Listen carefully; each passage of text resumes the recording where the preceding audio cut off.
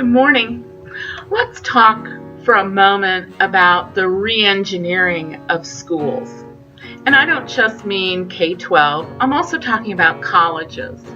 Right now we are seeing an increase in school districts as well as post-secondary institutions who are calling us and telling us that they're having trouble retaining and keeping students engaged in programs. They also are dealing with new and different constraints and pressures from the legislatures or federal regulations. And they're coming in the form of financial literacy and connecting the school to work or school to college thinking overall. Let me just give you a brief summary of what we are seeing in some of the major programs, at least the topics they're struggling with. The first one is lower attendance or even early departure from school. Colleges and universities measure the freshman dropout rates or the sophomore dropout rates, and they also measure whether or not a student is actually getting their degree in the time it originated. In other words, a 4-year baccalaureate degree or finishing their associates or certificates in the 1-year or 2-year measures that are given. The other problem we're running into is significant number of Title I schools are dealing with even more local economic struggle.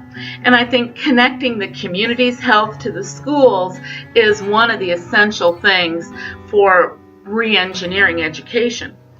Then we have many states right now that have pending legislative pieces out there targeting a freestanding financial literacy course because many of the people in Senate, Congress, and state legislature believe that debt is the number one thing that our students are not prepared to deal with.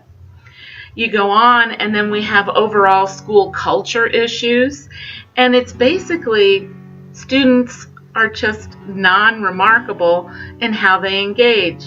They're not committing as much to what we see in activities, and we have kind of a growing number of passive attendees, if that makes a little bit of clarity on what you might be thinking. And then overall, our biggest issue is that we're seeing struggling student behavior. And more than that, we're running into issues of how parents are supportive, not only of their student, but of education in general. Sometimes you're running into helicopter parents who basically are still wanting to intervene with an employer when they're in their 20s, and then you have another set of parents who they themselves are so busy trying to make it economically that they're not even able to take the time to support homework and curiosity about learning and do the things that parents have historically done to advise on career direction. One of the things we recommend highly that all districts and programs across the country give consideration to is that you've got to be able to measure whatever program you put in. We've been cobbling together this piece and that piece and reacting to mandates as opposed to taking a moment and looking at what our detailed objective is for teaching. You know, we stand here, and if the purpose of school is to make students meaningful members of society who are able to contribute socially, intellectually, and financially, then we've been addressing and tapping one element or two, but has anybody looked holistically at what it really takes to keep students engaging and to get them moving forward for true financial and life success? There's this concept of personal and professional well-being, and we seem to have had the pendulum go to both extremes. I think it's time to stop and realize there is a formula that can be used to get our programs moving forward. Number one, I think you have to enhance staff and teacher engagement by supporting them on the new and changing ways that the student population engages and reacts. In other words, it's not your mama's classroom anymore. In the bad old days, if a teacher told you to do something, you did it. Drill and kill and read got you there.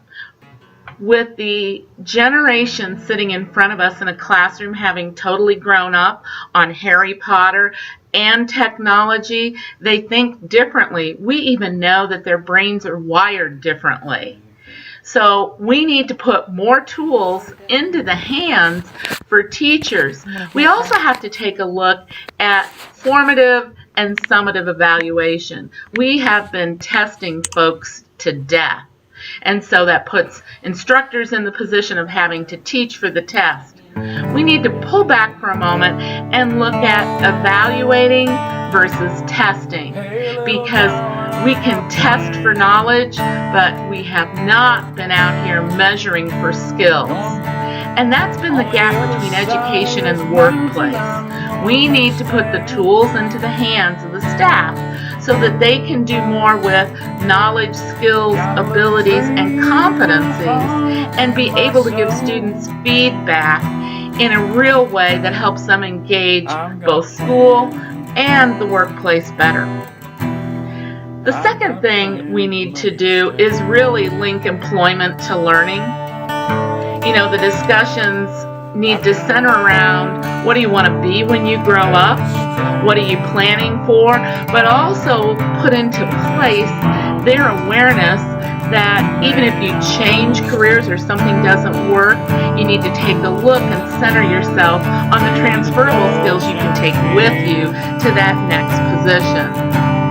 Gone are the days where someone has one career and one employer for their whole life. Time to help them understand what the tools of adaptation are. Then the third thing we need to do is concretely formalize those life skills that historically came from the family. We need to standardize them and connect them in the curriculum to the things that are real for students. And I'm still talking K-12 or college because everybody's having the same thing. This body of students we're dealing with and engaging now, they have so many assets, and then they have a different way of engaging and processing information. They think that they can Google and get the answer to everything. We need to make sure we're teaching them to be better consumers of media and understand whether they're reading opinion or scientific fact. We are seeing a growing disconnect between STEM and life. Educationally, we have to connect both the technology side of that, but also the critical thinking side of what's needed for students to want to go forward. They need to see how the pieces and parts work. We need to spend a little more time helping them understand the overview of the systems so they can figure out how they can work and make each system work together. Then we have the topic that comes back economically on life skills with really growing intensity, and that's financial literacy. And as I take a look at the 50 states across the United States, we're dealing with 26 states who basically are mandating into law, and if it hasn't gotten there, they've got things currently on the books for financial literacy, where the topics deal with decision making, earning an income, saving and spending, use of credit, and the skill of budgeting. So when you take a look at these pieces, it kind of takes us back to that earlier comment of what are you doing about your institutional culture? We have to create a place where it's not one inoculation, took the financial literacy class, now it's all good. No, we have to have multiple touch points where these pieces get reinforced. That leads us to what I believe professionally and personally to be one of the tools in your solution, and that is using career portfolios.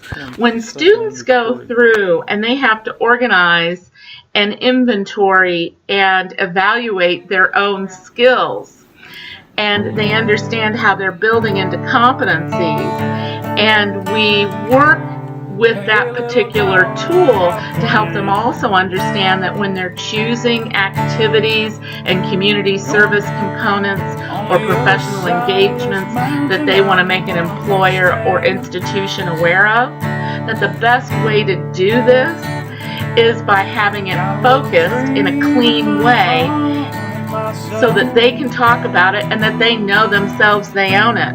We keep getting feedback that students who come in are not competing with others. They understand the true competition of achievement becomes them competing with themselves. We know that there is an intensity increasing in both secondary education and post-secondary education where students really want more individualized learning. They want you to talk to me and make this relevant for me, and I don't care what the guy next to me gets, but one size doesn't fit all, and I'm tired of being treated like it does.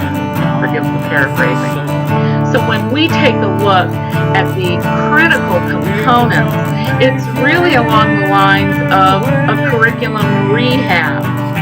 And while we may have push and pull coming to us from laws and attendance so that we have dollars to keep our programs going, I encourage you to take a moment and have the courage to come in and look at the whole picture, look at all the moving parts, and to realize we're dealing with human beings, and we don't just have a student sitting in there.